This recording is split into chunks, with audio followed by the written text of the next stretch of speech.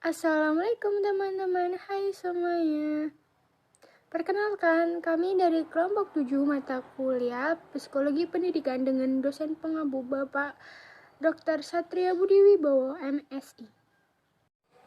Sebelumnya, perkenalkan nama saya Sarang Cahyani dengan NPM 2013-001. Saya di sini menjadi moderator yang akan memandu jalannya presentasi kelompok kami. Baik, kelompok kami beranggotakan Devia Larasati dengan NPM 2013-0022, Vida Setiasi dengan NPM 2013-007, Rehan Hafian Putri dengan NPM 2013-0045, Rindi Istiani dengan NPM 2013-0054, dan yang terakhir saya sendiri yaitu Sarang Cahyani dengan NPM 2013-001. Baik, buat rekan-rekan yang bertugas membacakan PPT kelompok kami, saya persilakan.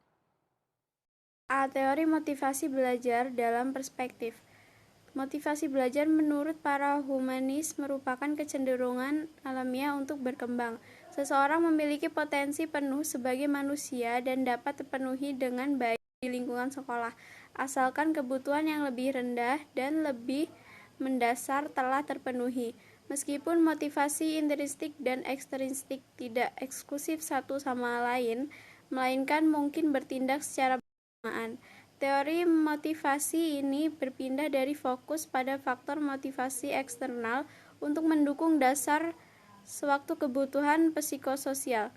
Meskipun Anda harus berasumsi bahwa semua siswa strict termotivasi untuk belajar di bawah kondisi yang tepat, penekanan bab ini adalah pada pengembangan strategi untuk menjangkau siswa yang mungkin telah kehilangan kontak dalam keinginan alami mereka untuk belajar. B. Dasar motivasi siswa membutuhkan psikososial. 1. Sebagai guru, kita perlu merencanakan dan menerapkan strategi secara individu. Berdasarkan pada pengetahuan kita tentang siswa, kita harus merenungkan efek dan strategi tersebut dan melakukan perubahan sebagaimana mestinya. Guru yang efektif menyadari bahwa mereka yang memiliki keterbatasan berdampak pada banyak faktor yang mempengaruhi motivasi belajar siswa. Oleh sebab itu, penting untuk menciptakan hubungan yang kuat antara rumah dan sekolah, sehingga siswa memiliki dukungan yang kuat untuk pembelajaran dan motivasi mereka. Beberapa indikator yang digunakan untuk mengukur antusiasme guru. Yang pertama, berbicara dengan variasi nada, volume, dan kecepatan. Yang kedua, memanfaatkan berbagai ekspresi wajah emosional. Yang ketiga, memberikan isyarat dengan lengan dan tangan. Yang keempat, menampilkan energi dan vitalitas di sekitar kelas untuk mengilustrasikan poin dan berinteraksi dengan siswa. Para guru dapat menarik minat dan rasa ingin tahu siswa dengan cara berikut. Yang pertama, menyesuaikan pengajaran dengan minat siswa. Yang kedua, buat proyek yang dibuat oleh siswa. Yang ketiga, gunakan berbagai metode pengajaran. Yang keempat, menyajikan masalah kehidupan nyata. Yang kelima, ciptakan konflik kognitif. Yang keenam, libatkan siswa dalam fantasi dan hayalan. Yang ketujuh, memberikan kesempatan untuk terlibat secara aktif dengan materi pembelajaran. Dan yang terakhir, integrasikan teknologi ke dalam kelas. Guru dapat mendukung kebutuhan siswa untuk merasa aman secara emosional dengan memberikan contoh rasa hormat, tanggung jawab, dan kesetaraan di kelas.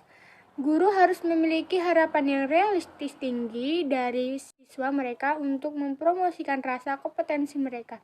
Dengan kata lain, guru harus yakin bahwa dengan usaha, siswa mereka dapat meningkatkan pengetahuan dan keterampilan.